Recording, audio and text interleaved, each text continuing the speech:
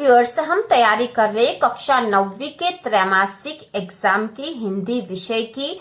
और हिंदी विषय में आपके ब्रिज कोर्स आएगा और ब्रिज कोर्स के साथ ही क्षितिज और कृतिका में से भी एक एक पाठ आने वाला है कक्षा 9वीं हिंदी विषय में त्रैमासिक परीक्षा में।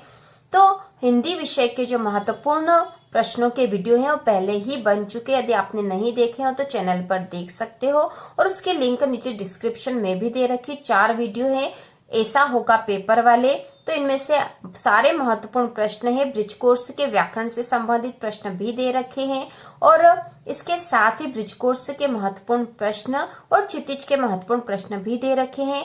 आज के वीडियो में हम ब्रिज कोर्स का पूरा रिवीजन कर लेंगे। कौन कौन से महत्वपूर्ण पाठ है इसमें, कौन कौन से महत्वपूर्ण प्रश्न है जो एग्जाम में आ सकते हैं, जिससे कि आपके ब्रिज कोर्स की पूरी तैयारी हो जाएगी। इसके बाद के अगले वीडियो में हम क्षितिज और कृतिका के महत्वपूर्ण प्रश्नों को देख लेंगे और इससे आपके पूरी तैयारी हिंदी विषय की हो जाएगी। तो ब्रिज कोर्स का जो पाठ है सूरज का ब्याह, यह कविता है। कविता के कवि है रामधारी सिंह दिनकर, यह हमें पता होना चाहिए।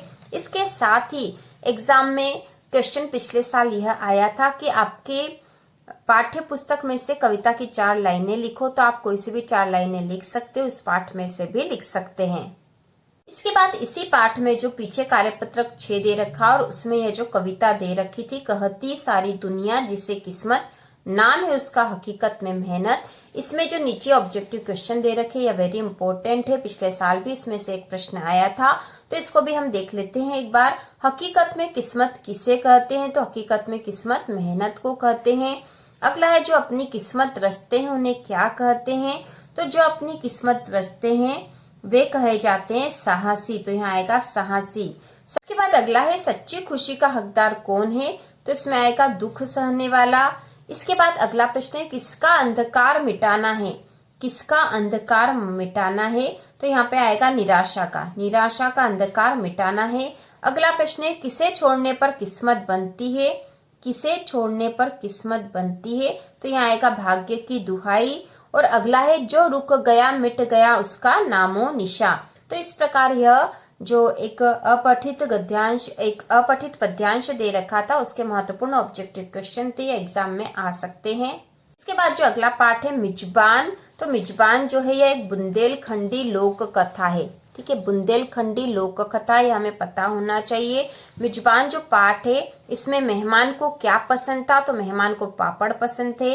मेहमान के खाने के लिए क्या क्या चीजें बनाई गई थी, तो इसमें आएगा भुजिया, बर्फी, लड्डू, खीर पूरी, यह चीजें बनाई गई थी। इसके साथ ही आपको 4 मीठे पकवानों के नाम भी याद होने चाहिए जो कि इस पाठ में से आ सकता है। और पापड़ पाने के लिए मेहमान ने क्या युक्ति लगाई थी, तो उसने ये युक्ति लगाई थी कि उसने कहा कि आज तो मैं मर ही जाता, आज का भोजन करने को नहीं मिलता, मैं तो कल ही खत्म हो जाता, मैं तो बड़े मजे से जा रहा था, इतने में सरसराते हुए काला नाग आ गया।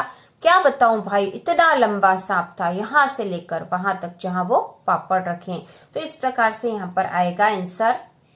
इसके बाद जो इस पाठ में से जो महत्वपूर्ण प्रश्न है वो विशेषण और विशेष्य छांटने के हैं। तो यहाँ दे रखा निम्नलिखित में से विशेषण विशेष्य को छांट कर लिखे। तो यहाँ पे जहरीला सांप, तो इसमें जो विशेषण है वह है जहरीला, जहरीला विशेषण है और विशेष्य है सांप, विशेष्य है सांप। इसके बाद अगला है करारे पापड़, इसमें करारे विशेषण है तो यहाँ आ जाएगा करारे और विशेष्य है पापड़। इसके बाद अगला है गर्म गर्म रोटी, तो गर्म गर्म विशेषण है तो यहाँ आ जाएगा गर्म गर्म और विशेष्य है यहाँ पे रोटी। इसके बाद अगला है खास मेहमान, तो विशेषण है खास और विशेष्य है मेहमान। तो ये बहुत आसान था, विशेषण और विशेष्य छांटने हैं यहाँ पर। इसके साथ ही आपको विशेषण की परिभाषा भी पता होना चाहिए। तो संज्ञा या सर्वनाम की विशेषता बताने वाले शब्दों को विशेषण कहते हैं। यह प्रश्न हमने ऑब्जेक्टिव क्वेश्चन में भी देख लिया था इसके पहले वाले वीडियो में। इसके बाद इसी पाठ में से जो प्रश्न है निम्नलिखित शब्दों का उपयोग करते हुए एक कहानी लिखे। तो यहाँ शब्द दे रखे हैं और इससे आपको एक कहानी बनानी है। काकी, हलवा, व्यंजन, बूढ़ी, कचोरी, मेहमान, गाँव, शादी से जो कहानी बनाकर आप आसानी से लिख सकते हो। तो यह क्वेश्चन एग्जाम में आ सकता है। या फिर इस तरह का कोई सा प्रश्न आ सकता है जिसमें आपको शब्द दे रखे होंगे और उन शब्दों से कहानी बनानी हो, तो आप अपने अनुसार कोई सी भी छोटी सी कहानी बना सकते हो जिसमें ये शब्द आए। इसके बाद जो अगला पाठ है अंतरिक्ष की सैर, उस पाठ के कुछ महत्वपूर्ण प्रश्न यहाँ दे रखे हैं और यह बहुत महत्वपूर्ण प्रश्न है। तो इसमें पहला, अंतरिक्ष यात्री कौन होते हैं? तो अंतरिक्ष यात्री साइंटिस्ट वैज्ञानिक होते हैं। अंतरिक्ष यात्री साइंटिस्ट वैज्ञानिक होते हैं। अगला है, अंतरिक्ष यात्री की उम्र क्या होनी चाहिए? तो अंतरिक्ष यात्री की उम्र 40 वर्ष से अधिक नहीं होनी चाहिए। 40 वर्ष से अधिक नहीं होनी चाहिए, ये आंसर आएगा इसका। इसके बाद अगला है, अंतरिक्ष यान किसका मिला जुला रूप है? तो अंतरिक्ष यान वायुयान का मिला जुला रूप है। ठीक है, अंतरिक्ष यान किसका के स्थान पर आ जाएगा? वायुयान का मिला जुला रूप है। अगला प्रश्न है, भारत के अंतरिक्ष केंद्र का नाम क्या है? तो भारत के जो अंतरिक्ष केंद्र है इसका नाम है इसरो। भारत के अंतरिक्ष केंद्र का नाम इसरो है। इसके बाद अगला है, विश्व का सबसे बड़ा अंतरिक्ष संस्थान कहाँ है?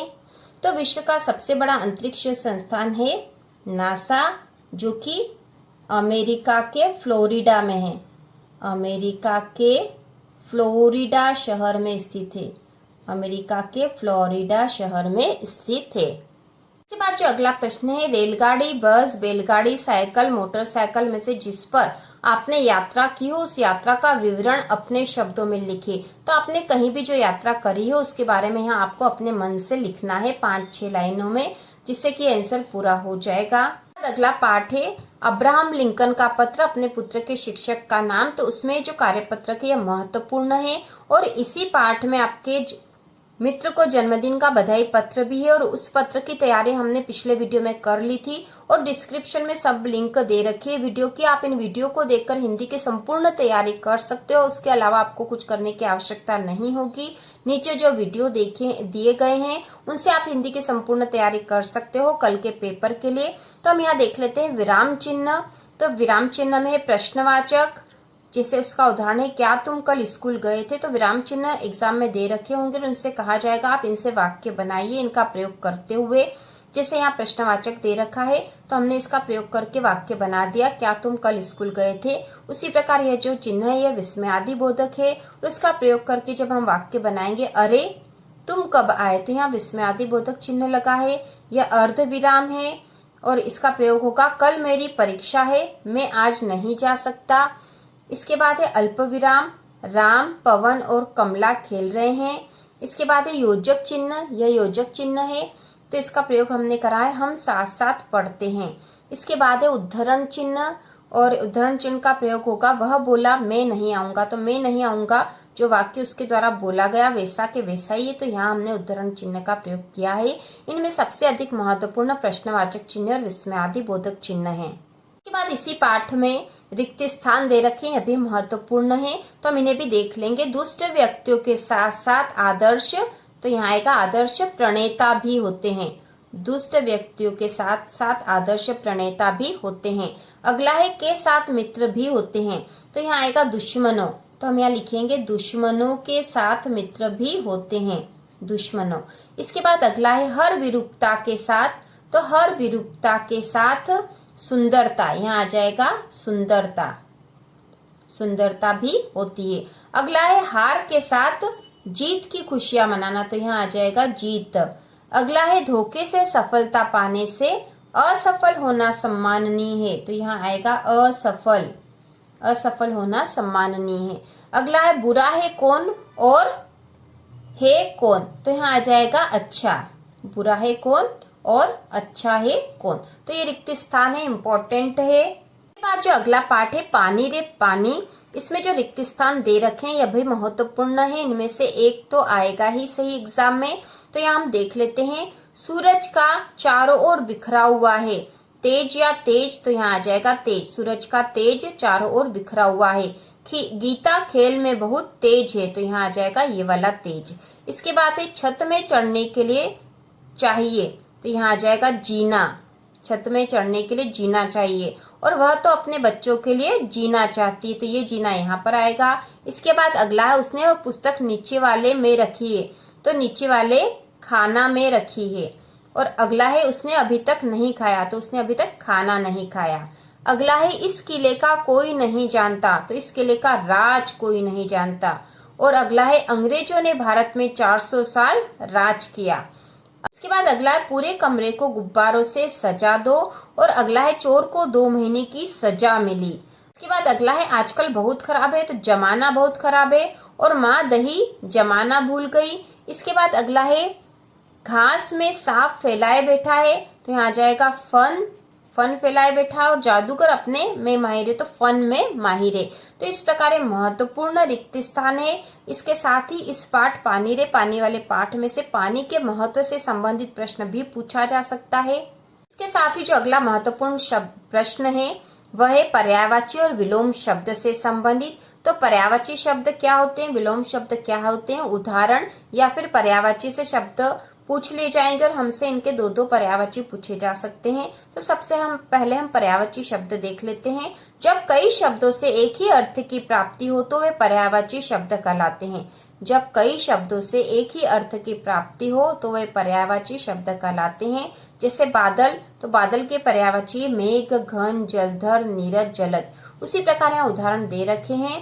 जल, तो जल का पर्यायवाची है नीर, पानी, नीर, सलील। बादल का पर्यायवाची है मेघ, जलधर, वारीधर। भोर के पर्यायवाची है प्रभात, प्रातः, सूर्योदय। सूर्य का पर्यायवाची रवि, दिनकर, भास्कर। समुद्र का पर्यायवाची है सागर, उदधि, जलधि। हवा का पर्यायवाची है वायु, पवन, समीर। नदी का पर्यायवाची है सरिता, सलीला, तटिनी। और बरसात का है बरखा, वर्षा, बारिश। इसके बाद जो अगला महत्वपूर्ण प्रश्न है विलोम शब्द है। जिस शब्द से किसी दूसरे विशिष्ट शब्द का उल्टा अर्थ निकले उसे विलोम शब्द कहते हैं। जैसे अंधकार का प्रकाश, अज्ञान से ज्ञान, ये विलोम शब्द है। तो विलोम शब्द के यहाँ उदाहरण भी दे रखे हैं।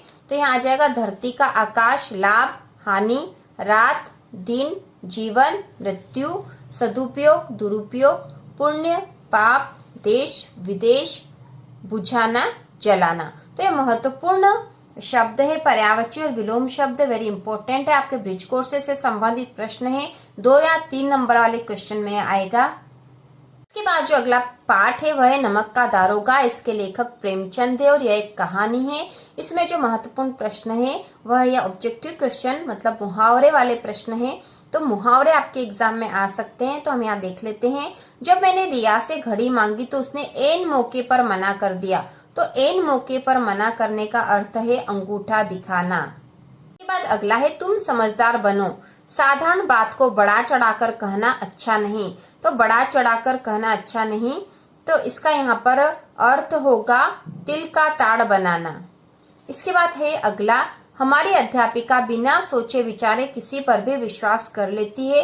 तो इसका अर्थ होगा आंख मूंदकर विश्वास करना। इसके बाद जो अगला पाठ है पंडित जसराज। तो उसमें जो महत्वपूर्ण प्रश्न है वो यहाँ ऑब्जेक्टिव में दे रखे हैं। इसके साथ ही आपको ब्रिज कोर्स के सारे पाठ भी ध्यान होना चाहिए, क्योंकि पाठ में से प्रश्न पूछे जा सकते हैं। उदाहरण के तौर पर जैसे पंडित जसराज वाला पाठ है, तो इसमें एक प्रश्न यह भी बनता है कि पंडित जसराज ने अपनी संगीत की शिक्षा कब से शुरू करी थी या किस उम्र से शुरू करी थी। तो इसका उत्तर आएगा उन्होंने 4 वर्ष की उम्र से संगीत की शिक्षा शुरू कर दी थी।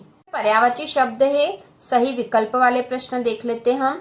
अचानक चारों ओर आंख प्रचलित हो गई। तो आंख जो है रेखांकित शब्द है और इसका पर्यायवाची हमको यहाँ से ढूंढ के बताना है। तो आंख का पर्यायवाची हो जाएगा अग्नि। अगला है उसके नेत्र में छोटा सा तिनका चला गया। तो नेत्र का पर्यायवाची है यहाँ पर नयन। अगला है उसका मन आनंद से भर गया। तो आनंद का पर्यायवाची है उल्लास। अगला है हमें ईश्वर का धन्यवाद करना चाहिए। तो ईश्वर का पर्यायवाची यहाँ पे आ जाएगा परमात्मा। अगला है वह नदी के किनारे घूम रहा था। तो नदी का पर्यायवाची है तीर। अगला है क्या कुछ याद आता है उनके बारे में। तो यहाँ पर आ जाएगा, याद का आ जाएगा स्मृति। अगला छोटी उम्र में वह बहुत शैतानी करता था। तो उम्र का पर्यायवाची हो जाएगा आयु। अगला है आज भी उन्हें सम्मान से याद किया जाता है।